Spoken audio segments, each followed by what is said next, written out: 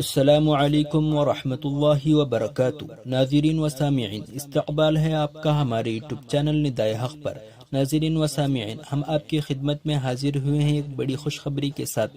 جیسا کہ آپ حضرات جانتے ہیں، چند دن قبل حضرت مولانا طارق جمیل صاحب دامت برکاتہم کی طبیعت ناساز تھی اور آپ کی کرونا رپورٹ پازیٹیو آئی تھی، اور حضرت نے خود دعا کی درخواست بھی کی تھی۔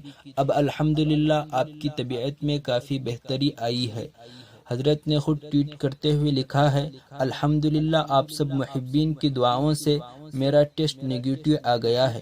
مکمل صحت یابی کے لیے ابھی مزید آپ سب کی دعاؤں کا محتاج ہوں۔ اللہ کریم اپنی رحمت سے اس وبا سے انسانیت کو خلاصی نصیب فرمائے۔ ناظرین و سامعین، دعا کریں کہ اللہ تبارک و تعالی حضرت مولانا طارق جمیل صاحب دامت برکاتہم کو صحت نصیب فرمائے اور آپ کا سایہ امت پر تا دیر قائم فرمائے اور اس وبائی مرض سے ہر انسان کی حفاظت فرمائے۔ ایک اہم خبر تھی جس کو ہم نے آپ تک پہنچایا۔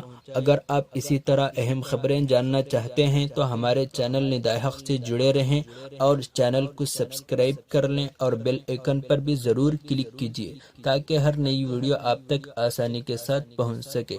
السلام علیکم ورحمۃ اللہ وبرکاتہ۔